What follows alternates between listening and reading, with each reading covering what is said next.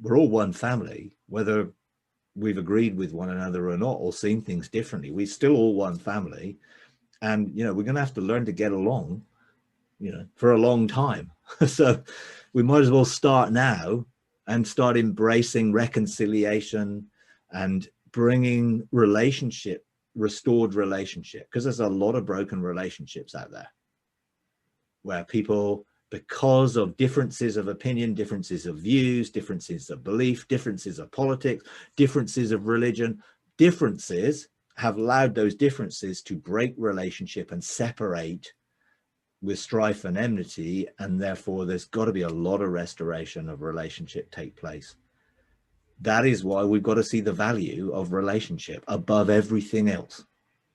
It's better to have relationship than to be right. And part of the problem is everyone wants to be right. And if you're right, you're indicating that someone is wrong. And as soon as we have a right and a wrong, you have an us and a them, and you have separation.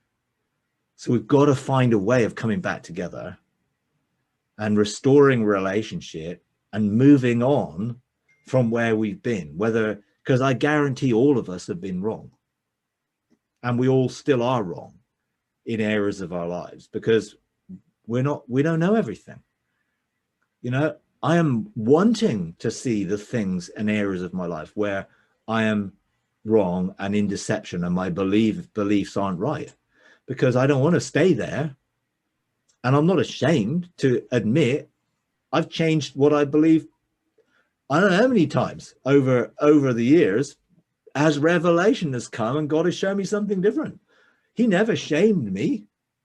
He never made it difficult for me. I made it difficult for myself by resisting sometimes and not wanting to go there, but he never made it difficult. He wants us all to come into the knowledge of the truth, which is really based in a person. And I would encourage everybody to continue to go back to God time over time after time to engage the truth. Because I would encourage everybody not to believe anybody, to be honest, not to be skeptical and cynical, but just not to believe anyone and put their trust in what people are saying. And I include myself. Do not trust what I'm saying. Find out for yourself. Otherwise you've just got information, and some of that information may be good and some of that information may not be good. But you're never going to get anything other than the truth if you engage the truth.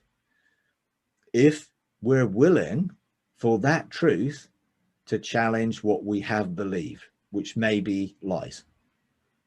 And I guarantee is lies. Some areas different from others, but we've all believed things which are inherently not true. Therefore, if we're going to change, we have to have an open heart and an open mind.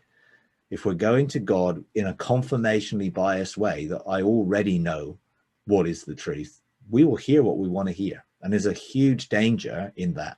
And I think that's why people have heard things that they thought were God, and they're adamant that they were God, that this was a face-to-face encounter with God, which could not be God if it isn't true. And people are going to have to face that reality, and while they're continuing to be in denial, they're not going to come to that truth. They're just going to get deeper and deeper. I mean, how far the rabbit hole goes down into madness, where did the white rabbit go?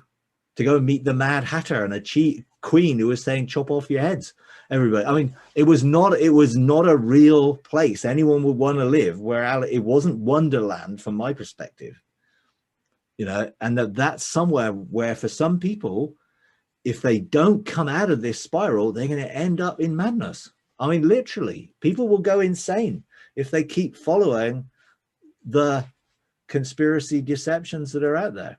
They will end up not knowing anything that's true, and that will be hugely sad. And I think God is desperately wanting the light to shine to bring people to the knowledge of the truth, and then we can all embrace the reality that we're all wrong, and get over it, because there's no shame, there's no guilt, there's no condemnation. We don't need to fear being wrong. What we need to be worried about is not admitting we're wrong and still getting stuck in the deception.